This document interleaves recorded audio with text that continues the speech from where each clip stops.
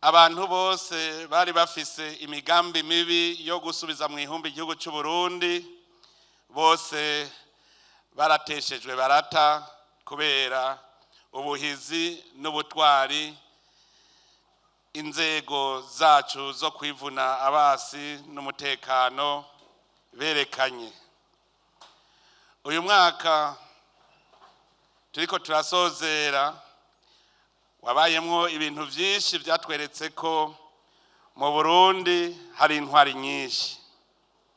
Ingabo zacu zagiye gufasha ibindi bihugu mu kugarukana amahoro, zarahesheje agateka Burundi mu kwitanga zitiziganya, gushika naho ingabo z'u Burundi zibarurangiranwa mu makungu, bituma Uburundi bumenyekana hose ko ari igihugu c'intwari, igihugu kirondera amahoro muri aka karere ndetse no kw'isi yose.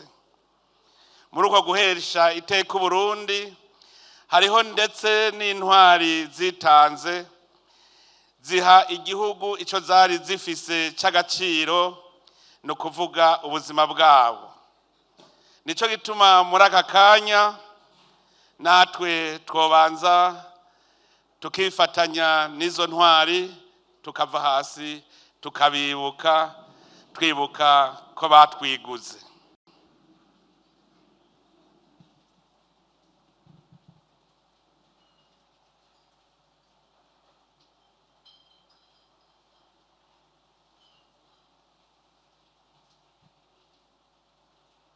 Imana nyene urukundo ibagumize mu kiganza cayo.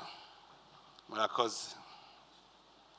Intwari ziguze igihugu cacu muri uwo mwaka nizo guhayagiza koko zikaba ntibagirwa, kuko turazi yuko umwasi ataturonderera ivyiza.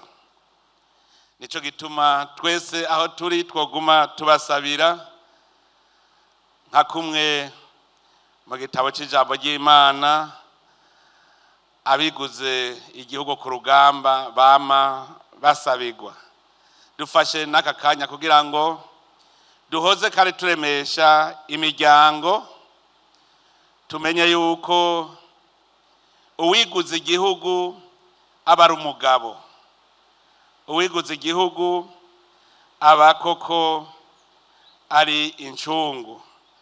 Nico gituma imiryango itohugumbwa imenye ko igihugu cama kifise ku mutima. Ariko rero naho biruko, umwasi yama ari kw'irembo, kuko shetani aracara umwami w'isi.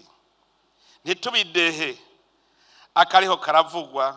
Murazi ko dufise umubanyi mu buraruko bw'igihugu cacu atatubaniye neza, akaba ubuho aguma duhigira, aturitse urutoki ngo Burundi nibwo bumwononera mu mugambi wo kwihagira igihugu kibanyi ca Kongo.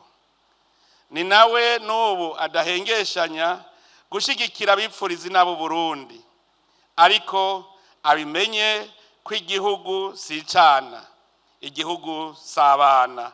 Uburundi n'igihugu kitavogerwa. Musabwa rero kuryamira amajanja, muri kanure mufatanije n'abajejwe intwaro n'abene gihugu bose. Ico tubemereye nuko natwe urwo rugamba tuguma tugwiteguriye mu buryo bwose. Ndabamenyesha ko n'abene gihugu bose barikanuye.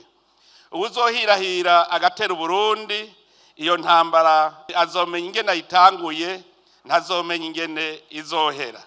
Ico nobwira uwurota wese ashaka gutera Burundi, nomubwira nti arahirwa abasenga iyo dusenga, ahandi hoho izoherera iwe, kuko Imana ntirenganya.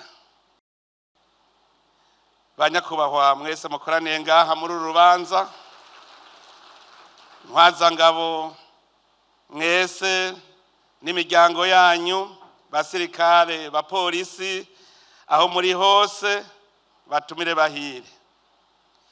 Uyu munsi ntitwaje kuvuga intambara, twaje kunezeranwa namwe kuri uyu munsi usozera umwaka.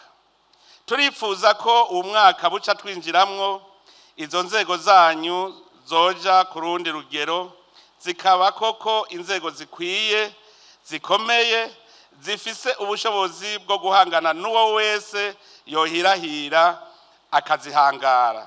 Dushaka ko izo nzego zanyu zirangwa n'ubwenge, ubumenyi, ubuhinga n'ubukerebutsi bijanye n'ibihe isi igezemo.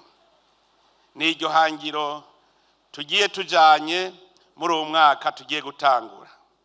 Reka rero nsozere ndabatekereye impanuro mwebwe mwese muri ngaha n'abatari ngaha ku mvo zitandukanye. Twama twumva hirya no hino abashaka kubakwega no kwisuka mu vyanyu. Mubimenye rero mwebwe basirikare namwe bapolisi, ingabo yama igendera ibanga, ubuntu na discipline ahibiri hose. Mubimenye bajya mudasangiye inzego nta banga musangiye, iyo muba murisangiye muba murarana rubunda. None rero murarigumye kuko iryo banga ni ryanyu. Umwasi akorera hose nka dayimoni kandi arazi kuryosha. Murima amatwi ababaca intege, abashaka kubereka ingene mu bigenza canke bipfuza kubacanishamwo kuko bariho. Muramena ntaryo mwisunga amategeko abagenga, mwibuka ko politike y'abasirikare n'abapolisi bakiri mu mirimo ari iyo gukingira imbibe z'igihugu no gucungera umutekano w'uBurundi n'ababubamwo bose. Muhamagariwe rero kubaha no kubahiriza amategeko aho muri hose. Reka rero ko mwantumiye ngoze kunezeranwa namwe muri runo rubanza, nanje ndabacira ikuzo ndabashikirize umwaka. Reka rero ndabashikirize umwaka. Mwese uyu mwaka uzubabera umwaka mwiza cyane, kandi murushire ku mutima ushima. Imana ibahezagire mwese.